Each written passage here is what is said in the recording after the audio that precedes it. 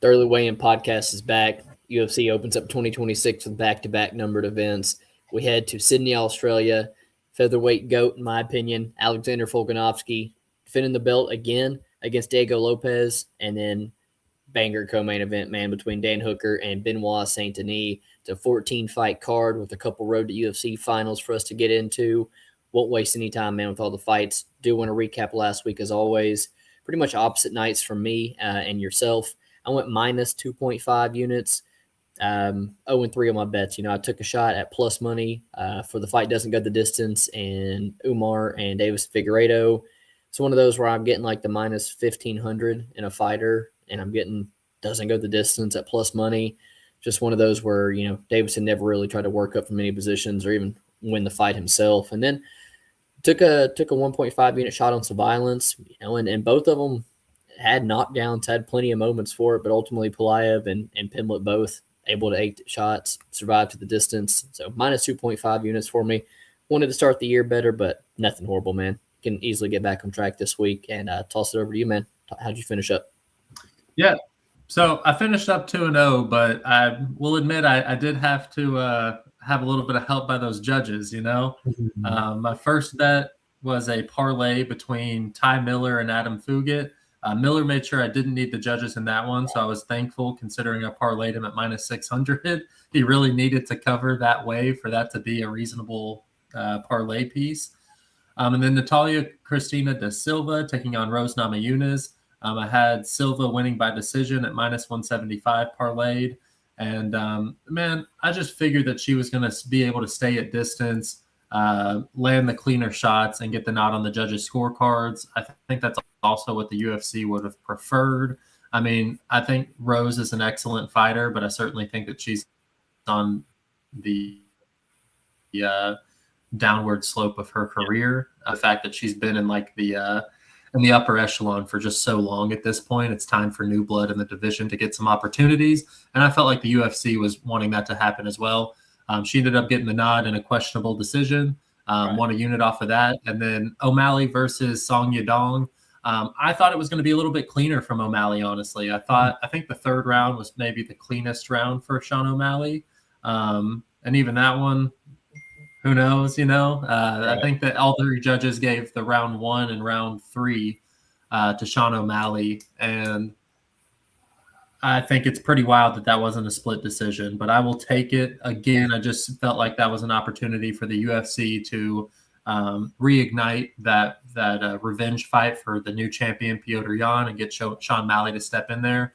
Had O'Malley to win by decision at plus 110, ended up the night plus 2.1 units. And, looking to carry it on into this week, where we start with the road to UFC bouts. The first one being at 125 pounds, where we have Namsarai Batbayar taking on Aaron Tao. We've seen Aaron Tao a couple of times. That dude's a banger. Like, he doesn't have boring fights, but he can get hit. He's got a brick for a head, can take a good punch. He brings the pressure, the forward pressure. I think as far as Namsarai or Batbayar is concerned, I think that he should definitely mix in the takedowns, not get into a brawl with Aaron Tao. And I think that he could, find a way to a decision win if he plays his cards right. But if he does decide to, really chop it up with Aaron Tao, I think that he's giving Tao the exact fight that he needs to win. So I've got Batbayar, but I'm going to be honest with you, neither one of these guys are somebody that I'm really like dying to bet on. So I'll probably pass on this fight altogether. But Batbayar by decision is how I'm looking at it. Yeah, I'm kicking off the card with a pass myself, but really good fight to kick off the card. Should be a good one. Like you said, already seen Aaron Tao, the way he fights. Nonstop pressure, man. Puts you on your back foot, does his best work when he can put you on the fence and let his hands go, and pretty much has to do that because he's pretty severely undersized, doesn't have a lot of finishing equity. And, I've seen him wrestle. He's not a bad wrestler, but as far as which guy's more dangerous on top, it's 1,000% Batbayar here. I feel like he would be the one that's going to take the back, threaten with submissions. I feel like he's a little bit faster than Aaron Tao, although Tao's kind of like hands down style and things that he has. He's got a slick little jab behind him and things as well, but Yeah, I'm kind of like with you. If Batbauer mixes it up here, I think the fight could look easier. I think he could look a bigger favorite here. So I'm on the Batbauer side. But yeah, I'm not eager to bet either one of these two either, man. Moving on up, Sulang Ringbo taking on Lawrence Liu. On the Sulang Ringbo side, the tape's fun, honestly, man. And he's just 20 years old. When you look back at his losses in 2021 through 2023, the three losses are when he's legitimately 16, 17 years old. It's like, sure, he's a pro, but is he really a pro at 16, 17? You can argue he's really just now becoming like a pro fighter. And like I said, man, he's fun to watch. The resume's not impressive, but the striking is. He flows well. He's so fast, incredible footwork. And on the other side with Lawrence Liu, I know he's the city kickboxing guy. He has the hometown advantage, no travel, really good size for the weight class.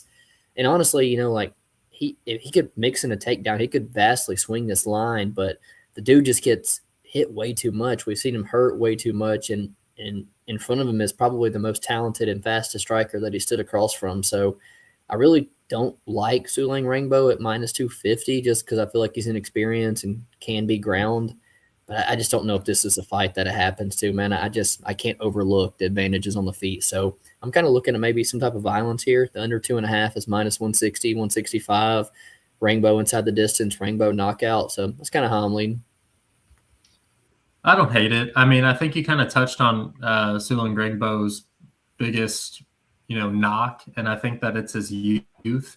Similar to when Sean O'Malley first came into the UFC or Chase Hooper. Whenever you have guys who haven't really hit that like second puberty, I'd almost say, they lack a lot of physicality. And I think that that's where Lawrence Liu could kind of come in and expose some of the greenness of Sulang Rainbow simply by mixing in those takedowns, being the more physical fighter, pushing him up against the cage, making this a boring fight.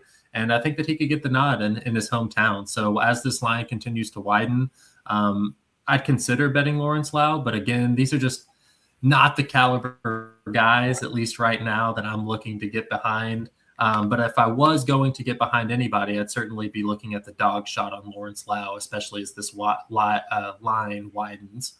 So that's how I'm looking to play this if I play it at all. Moving on to Sebastian Sazale taking on Kiichiro Nakamura. I think that Nakamura is, he's a pressure fighter. He gets hit quite a bit, and I think that could be a problem for him against Sebastian Sazale. I think Sazale a little bit longer fighter. Yeah. Even though he's a little bit shorter, the way that he fights, I think that he can, kind of keep his distance, touch up Nakamura on the feet, and just kind of coast his way to a decision. On the Nakamura side, I think that if he just brings the pressure, that he can maybe get Sebastian off of his game a little bit. But he's going to have to eat a lot of shots, and maybe he has enough volume to kind of sway the judges. But I am kind of leaning towards the Sebastian side, just being able to be a little bit cleaner of a striker and point his way to a decision here. Yeah, so I bet Sebastian Salazar minus 130. I think this guy could be minus 150, 60% here. He's the one guy that I think out of these 4 road UFC finals that when I watch tape, I think I see legit skills. I don't know how far the UFC career could go, but I think there's winnable fights for this guy in UFC in his weight class. Been in the Volk camp for a super long time, man. No travel or anything. When I watch his fights, I kind of see a lot of Volk. It's he's pretty good with the defense. He's got really good footwork. He's just intelligent. He knows how to use the kicks at range. He knows how to win minutes.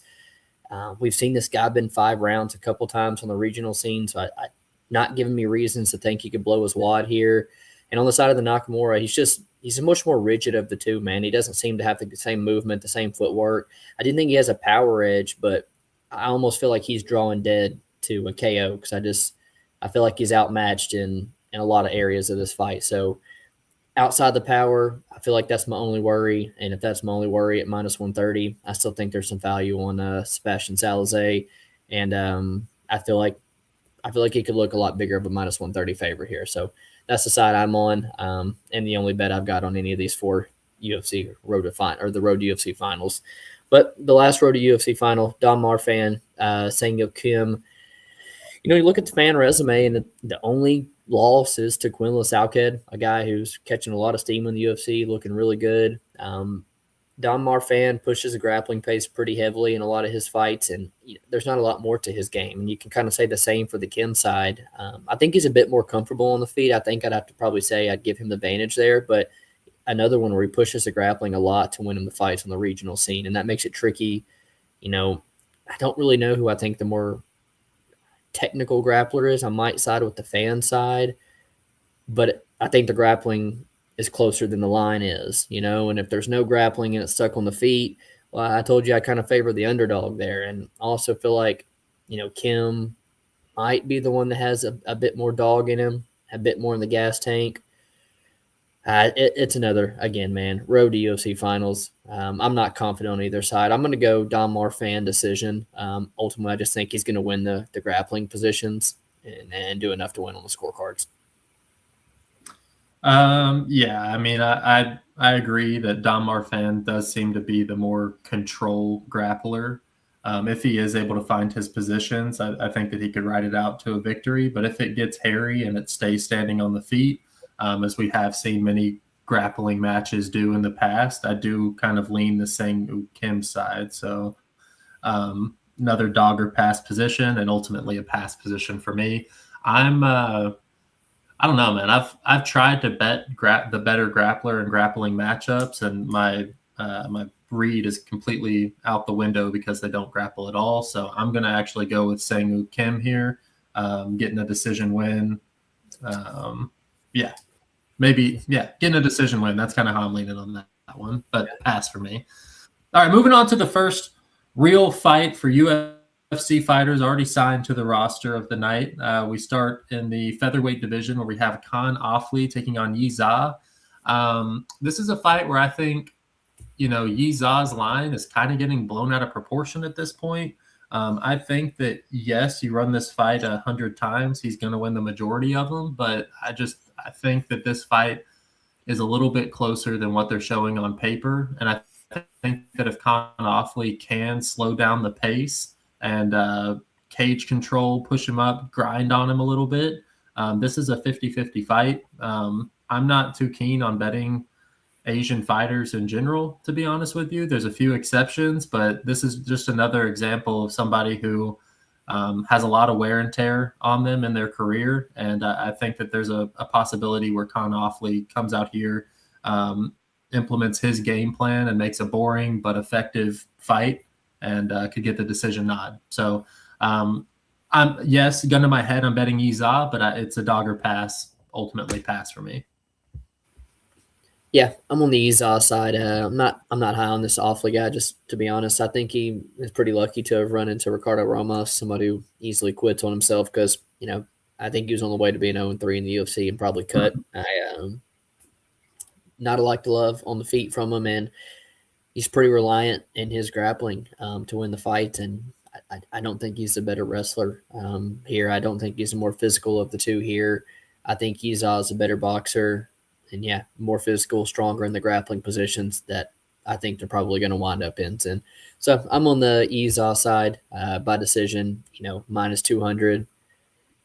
It's something I probably won't touch at all this week, but I'm not a Khan Offley guy, man. Moving up. Offley will cheat for you. Hey, Offley will cheat. Offley will cheat. Offley will cheat. That's something else I think you should fix into the breakdown, I do have a fight on this. I bet on this next fight, man. Jonathan Mikalev taking on Oban Elliott. I like the Mikalev side, man. I at kickboxing range, he's the clear favorite here, man. He's so much longer, so much better footwork. Just spams those nasty kicks at you. I think he's going to rack up all the minutes on the feet here. And if Oban Elliott wants to mix things up, man, Mikalev's got nasty triangle, nasty guillotine.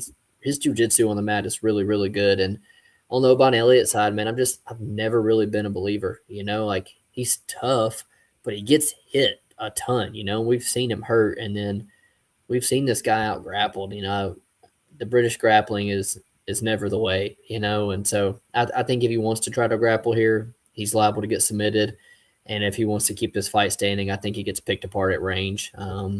So kind of the same way I feel about Sebastian Salazar. I bet Jonathan Khalif at like minus 135. I think he could be minus 150, minus 155, looking at 60, 62% in my opinion. So I like the Khalif side.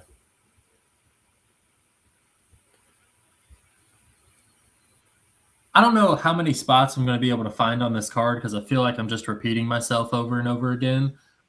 But this, and I wish you the best on your bet because I don't think I'm going to be betting the other side. But I think that this is much closer than the line suggests. I feel like Khalif overperformed in his last fight against Kevin Jousset, and it threw a lot of people off guard. Jousset's the type of guy where he might come out there and look like a top 10 talent sometimes whenever he can get his striking off. But Khalif just had the style to kind of stifle the game plan of Jousset, and Jousset never really got started, so it made Khalif just look that much better. Where on the Oban Elliott side, he kind of got upset and underperformed in his last fight after beating guys like Preston Parsis and Basel Hafez, who are, I think, honestly pretty good caliber opponents in the UFC to have wins over.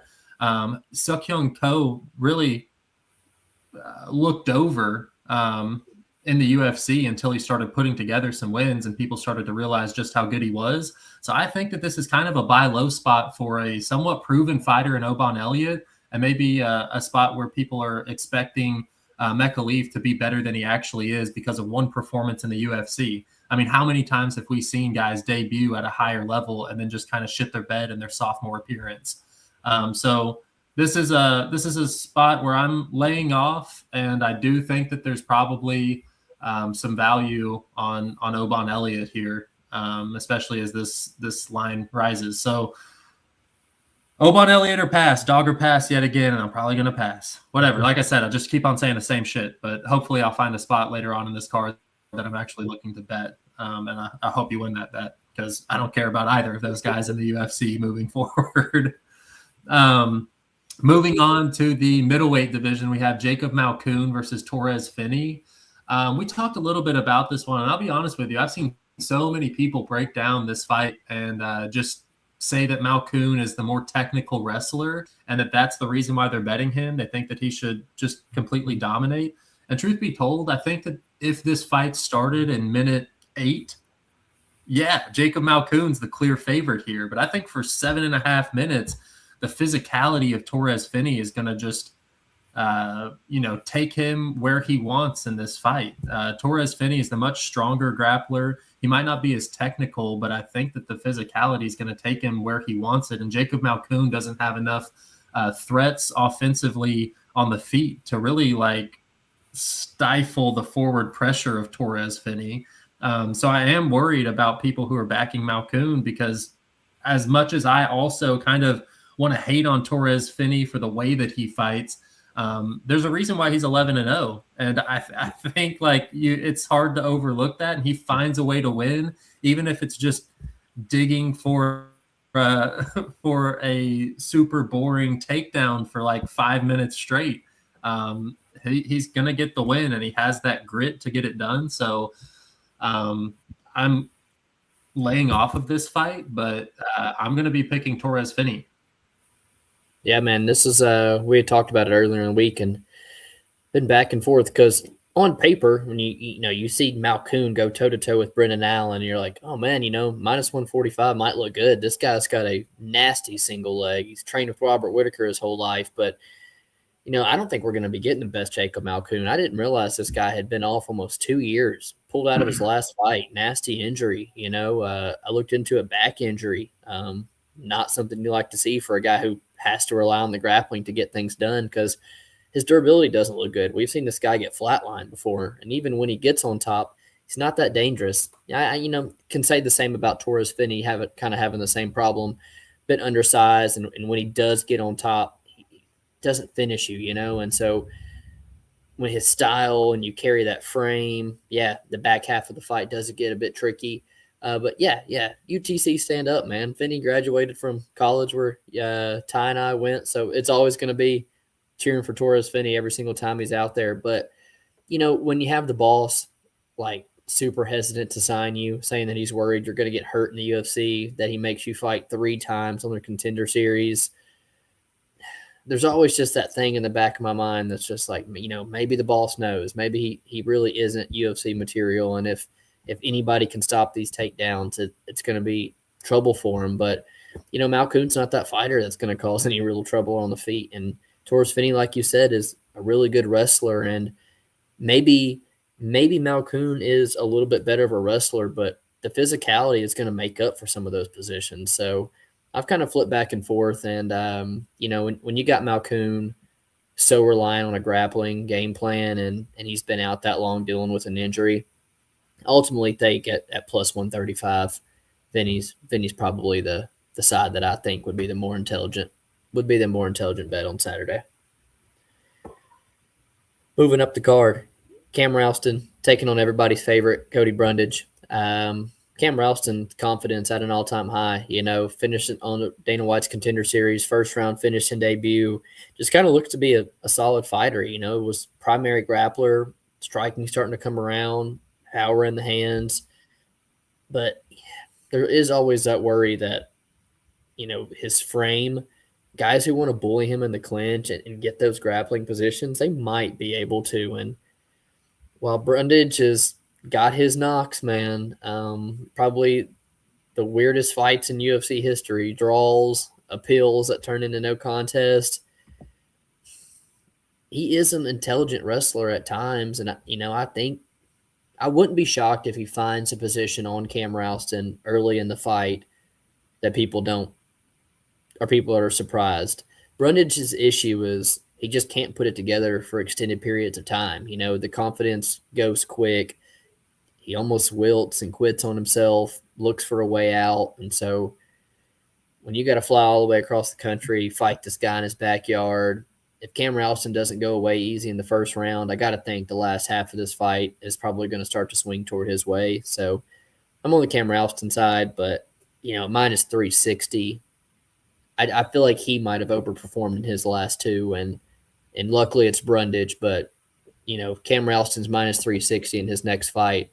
That might be an easy fade spot, honestly.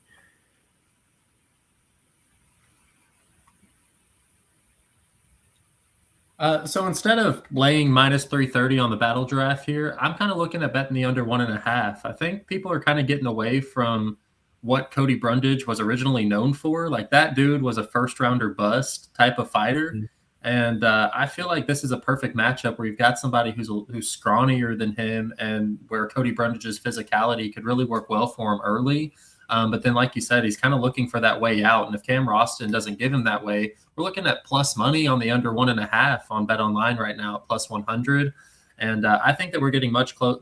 It's going to kind of average out. Brundage's last few have gone over that 1.5. And I think that this will be much more similar to his initial UFC fights. So, yeah, give me the under 1.5, whether it's Brundage, like I said, using the physicality and finding his position early and just selling out for something, or Cam Ralston making him quit after 5 minutes. I think we're looking at an under here. So, I think we're getting it pretty cheap too. So, that's how I'm looking to touch it. Gun to my head, I'm picking Ralston to win here. Just an overall better MMA fighter, but still a little bit unproven. And like you said, maybe it overperformed. So we'll see. And I think Brundage will test him at least for that first 5 minutes. Moving on to the 205-pound division, we have Junior Tafa taking on Billy Elikana. Tafa, not really the type of fighter that I like betting on. Always had trouble on the ground. Both of the Tafa brothers, they just have. I mean, honestly, any New Zealand, help me out. What type of Samoa? Samoan. Thank you. They just don't have the best wrestling, and they don't care to. They don't care to. They don't care to. I mean, if you told me this fight was just going to be a duke 'em out contest, I think I'd be more inclined to bet Junior Tafa here, but. I think Billy Elikana, especially down the stretch, once Tafa is kind of tired and loses some of that power early on, I think that he can kind of get his game plan going and beat him down the stretch.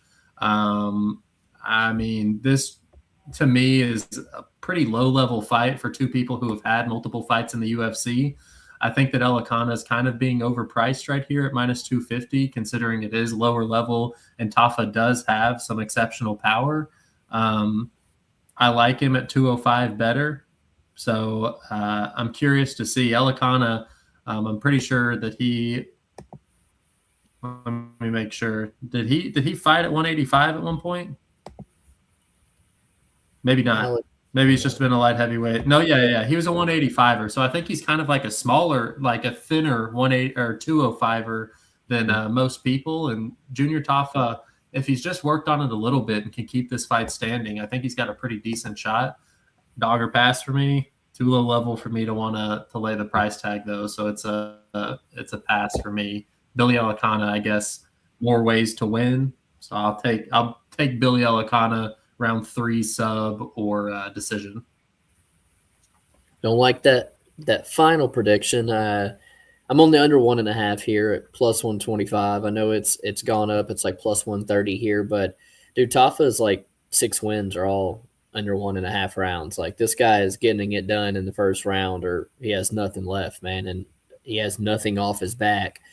Gas tank's horrible, and I think Elikana, I think he knows that, dude. Like honestly, like how do you not have a fight against Junior Tafa and look at the Sean Sharaf fight or any of the other ones? Like take this guy down and take his back and submit him. You know, Elikana gets a bad rep for the Ibo Aslan fight, but I mean, debut nerves. Ibo Aslan sleeping people the 10 fights leading up to this, you know, and it's like I'm pretty sure it's in Abu Dhabi potentially as well. I mean, it's a big fight, and next time out, 6'7" Kevin Christian's in front of you, and you damn near you knock him out pretty much, and then choke him the fuck out, dude. You know, I feel like Elikana is. I feel like honestly, the first fight wasn't a real good representation of him. I think last fight was a much better showing and one that's more likely to replicate itself here. I think Elikana is going to push the pressure and take this guy down and find his back and rear naked choke him pretty easily. So I'm only under 1.5. I thought for a guy who has no takedown defense, for a guy who's all wins or under 1.5, you know, I feel like under 1.5 sitting at plus money could end up looking like a steal here. So I like that. That's how I'm playing it. Billy Elikana minus 250, still not really attractive. No matter how he's performed lately. Kicking off the main card, Quillan Salkill taking on Jamie Malarkey. Quillan Salkill, to me, is one of the better prospects the UFC has right now. Really, really solid gas tank for the division, man. Really good size for the division. That Yanel Ashmos fight fought at a high pace, can defend takedowns, can make you work and get back to the feet. And when he's on the feet, really solid striker at the same time, man. On the side of Malarkey, he's only 31, but his entire career just wars, bad knockouts, been finished in his last 4 losses. I think it's 6 knockout losses, I believe, if I remember correctly, that he has now. And dude just doesn't look like he can take a punch. And I think Quillan stepped in and took this fight for a reason. So I think he touches up Malarkey, and it might not be a just flatline knockout like it was against Nasrat. Malarkey can take a beating, you know, so I feel like it's one of these accumulation, and Salkill probably puts him away at the end of round 2 or something. Outside of the Hapkarast fight, I mean, Quillan's had some pretty favorable matchups, like Anshul Jubli, Yanal Ashmos. Both those guys, I mean, not quality UFC wins. And then he goes out here and gets a half a round head kick knockout over Nasrat Haqparast. He's good, but at what point does the long-standing UFC caliber talent in Jamie Malarkey become an appealing line? Like, we're looking at plus 650s to plus 700s now, and I think at some point there's zero meat left on the bone for the Quillan Salkill side, and you just have to, on principle, start looking at the other side. Like, I think it would have to be a grimy, gritty win for him to ever do it, but I think that there's a possibility that Jamie Malarkey pulls it out. Yeah, man, I don't know. This is a fight where obviously I'm going to stay away from it, but I wouldn't be surprised if by fight time, especially if this line continues to climb, if I don't have a half unit on Jamie Malarkey, simply because it's too good to pass up. Yeah, Salkill is the better fighter. He's in a better point in his career, but Jamie Malarkey, let's say he avoids the knockout. I just told you that he didn't get knocked out. Like, where do you line this fight? I think it's much closer than him being a plus 700 to more. So I don't know. I'm tempted to put a half unit on it, but then again, there's probably better spots. Salkill by knockout. Moving on to the heavyweight division, Tai Tuivasa taking on Taliesin Teixeira. This is the second bet that I've had so far. I've got the under. Our fight doesn't start round 2 at minus 156. Yeah, I think Tuivasa's way out of shape. Probably knows that he has to get this done early. Taliesin's a really big dude, and we've seen Tuivasa in the past fight guys like Alexander Volkov and never really get to find his rhythm because of the length. And I think after watching Taliesin Teixeira's last fight, Tuivasa kind of knows the game plan at this point. Taliesin isn't the most technically sound or athletically gifted heavyweight. He's just massive. And I think the quicker that you can close that range and just throw your bombs, the more likely that you are going to win this. And I think that that's kind of the perfect method of victory for Tai Tuivasa. And if it doesn't happen, I think Taliesin Teixeira is big enough that he's just going to wear on him in that first round. And Tuivasa is going to kind of be looking for that way out. So this fight to end in round 1, I think it happens closer to 75% of the time, which is why I'm on that fight not to start round 2. I think I got a great line too. So I'm also tempted to bet Tai Tuivasa as well. Round 1 knockout, flow level. But I honestly, it's hard for me to get away from it.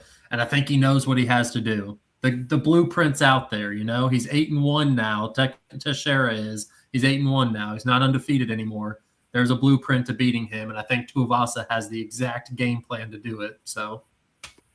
Dude, we saw how worthless Derek Lewis was last time out against Cortez Acosta. Dude got nothing left in the tank. Tuivasa round 1 knockout, plus 600 on DraftKings. Didn't even look elsewhere, but plus 600. I told you I thought it'd be plus 400. That's Ty's only method to victory to me. I'd love nothing more to see a shoey on Saturday, but, I mean, for a guy who's been out of the octagon for 18 months, lost 5 in a row, getting severely out of shape, having businesses outside the octagon, I don't think we're seeing anywhere close to the prime Tai Tuivasa on Saturday. And if Teixeira wants to go in there and use any type of grappling, I mean, Tai will tap. Ty's got nothing off his back. He'll give up. You know, he's always been there for the paycheck, honestly. Like, it was a joke that he was ever a top 5 UFC heavyweight. Teixeira just so much longer. I think it's a better grappler if it hits the mat. I think we could see it kind of like the Tafa fight, man. I think we're going to see Teixeira, grab the tie clinch or something, put him up against the cage. Those knees up the middle that he has, they're pretty nasty. But, man, you watch his Contender Series fight, you watch the Derek Lewis fight, like, he trusts his chin way too much. I know he's young and still has that sense of arrogance and things about him, but just terrible defense, man. Coming in willing to bang, willing to try to roll with shots, and it cost him. And so, coming off your first pro loss, how does he handle it? I ultimately think it was probably good for him, in terms of maybe going back to the drawing board and changing some things up. But yeah, I just feel like you got Teixeira, 25 years old, much bigger, and I expect ring rust and shit to be all over Tai Tuivasa. So I like fight ends inside round 1. I think Teixeira probably finishes him, but the value to me is plus 600 or so. Tai Tuivasa round 1 KO. So I might get a little cute, throw a quarter unit or something there. Moving up the card, down the weight class to 155. Pretty controversial fight, man. I've seen a lot of love, both sides. I know the line's completely flipped on this one here. We got Rafael Fiziev taking on Mauricio Rufy. Both exciting strikers. I don't really see any takedowns being landed here. I texted you. It kind of feels like, there's a more skill on the Fiziev side versus a little bit more flash on the Rufy side. But Fiziev, personally, to me, just hasn't really looked the same. You and I bet Justin Gaethje the first time around. I actually bet Fiziev the second time around. And you could see a clear decline in the movement and the speed. And for a guy who relies on like the explosive movements, it takes away a lot of Fiziev's game. Rufi's footwork and movements elite. I almost feel like Fiziev's striking defense is worse than Rufi's. So, Rufi's also big favorite over BSD. Now it's opening a dog close to Pick'em. So you could think there's some recency bias off of a guy who just kind of dropped the ball in a big fight. But I don't know, man. I definitely feel like he uses the range a little bit. He fights a little bit longer, more likely to land the harder shots, maybe find a knockdown here. I've kind of struggled to get a side here. Slight lean Rufi, I think, but it's just the form I've seen Fiziev in right now doesn't look like he's in the prime of his career anymore. And I almost like Teixeira, Rufi had that sense of arrogance about him, and maybe a humble loss is he's changed camps. I saw on Instagram he's with Volt actually. So maybe a loss does the man good. So slight lean Rufi. I know you said if it hits plus money, maybe you look at him again, but kind of similar thoughts here, man. Yeah, and I don't know. I'm kind of flip-flopping back and forth. This is obviously like the fight of the week for cappers. I know a lot of people on the Fiziev side. I know a lot of people on the Rufi side. Ultimately, I think I am going to kind of lean Fiziev after thinking about it a little bit more. I think that if either of them lean on the grappling, Fiziev has seemed to revert back to some wrestling in his last few fights, and I think that he might have that in his bag. And then you touched on the footwork of Rufi that he would need to have to be able to outstrike Fiziev. And I think if Fiziev is, tactical with the leg kicks, especially early, he can kind of stifle some of that movement of Rufi and really make him fight a game plan that plays right into the style of Fiziev. I think as long as there's some investment in the leg kicks early from Fiziev, and he doesn't even have to be super successful, but if he shows some of that wrestling, I think that he can do enough to get the nod on the judges' scorecard. So Fiziev or pass for me. I think it's a coin flip fight, and if plus 105 is the best I can get, I don't think that there's enough value right there to actually bet it, but I'll be taking Fiziev. Moving on to the same weight class, 155 pounds, we have Dan Hooker taking on Benoit Saint Denis.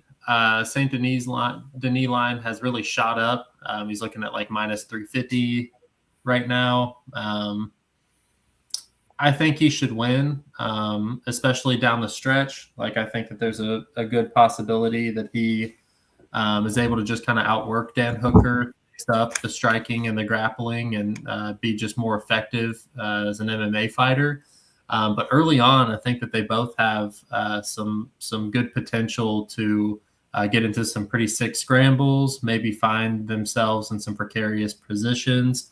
Dan Hooker, I know he likes to sell out for the guillotine, and Benoit Saint Denis, I think if he does engage in the grappling early, he can slowly cook Dan Hooker and find the positions that he wants. Dan Hooker kind of notorious for allowing fighters to get to their positions on the ground, and Benoit Saint Denis is not somebody that you want to be messing around on the ground with. So Benoit's the pick. Fight ends by sub is kind of how I'd look to play this. Yeah, what are you thinking? Under 2.5, minus 165. That's how I've played it. I think the fight has violence written all over it. Hooker's a guy that, has robbed me before, man. I bet both Jalen Turner and Mateus Gamrot, and maybe I'm a bit biased. Thought Hooker probably lost both those fights. I think he's been on the clear decline, ton of wars, just tatting himself like crazy, starting his own fighting organization and things on YouTube. It feels like it's a paycheck, honestly, and you touched on a point I wanted to make. He calls himself the hangman. He likes to guillotine the front chokes. You saw the Arman fight. He consistently tried to pull that guillotine, and it was to his demise, man. A guy like Arman, I kind of feel like the same against BSD. You're not going to guillotine them, man. Come on. They're going to get out of it. I don't know. They know how to roll to their back. They're much better than you on the mat in all positions. And I feel like it's going to be to his demise here if he tries to go for it. He's probably going to watch the Poirier tape and see how Poirier was able to use it to get back to his feet a couple times. But I just don't see it with Hooker, man. I feel like BSD is just a dog on a bone, dude. All heart. You don't put this guy away, and he's going to come at you. I really do feel like when he gets on the mat, he's got some of the best MMA grappling that I've seen in a while. He's so intentional. He knows how to get to the back to find the rear naked choke, and that's what I think we have happen under 2.5 rounds here. So fight ends by sub. I think cashes. I think it's a pretty good look. I got BSD by rear naked choke. In a really good fight, 145, we got the rematch between Alexander Volkanovski taking on Diego Lopes.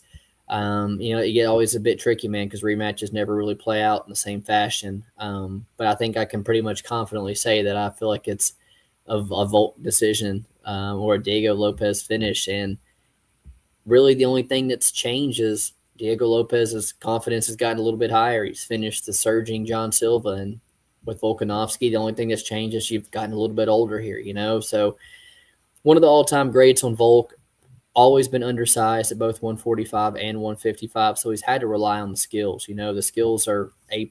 His feigning game, elite, knows how to win minutes at range with the kicks. He's also an extremely underrated top wrestler as well. And you watch the Brian Ortega fights, the way he's fighting out of the submissions, dude. Volk ain't gonna quit on himself. Volk's a legend. Unlimited cardio. It's gonna be a sad day when Volk's gone. It really is. While he's not the most exciting fighter, he's approaching 38, fighting at home. I'm not really counting out if Volk wins that this might be the last time we see Volk, man. He's 38, featherweight. It's tricky, and when I'm thinking about that, you got Diego Lopes at plus money, who's so dangerous. He dropped Volk in the first fight. Kind of feels like if I'm picking a side, I bet Volk, I think, at minus 120 in their first fight. Kind of feels like I'm on the underdog, if anything, money line wise here. Kind of feels like he's catching Volk at the right time. So physical, so powerful, as durable as they come. I don't know, man. I'm torn. I think I think Volk might get finished on Saturday. I think Lopez might get his hand raised. I know we got a bet on this fight, so I didn't bet the Volk money line. You told me what the bet was. I'll let you talk about it. I think it's a steal of a line we got. Father Time, dude. Father Time gets everybody. And I'm worried that February 1st will be the last time that we see Volkanovski, man. So, yeah, Diego Lopes, never been finished. I don't think it's going to happen on Saturday. The fight, or Diego Lopes finish only at minus 140. What do we get? At minus 145. Yeah. I think that's a steal of a bet.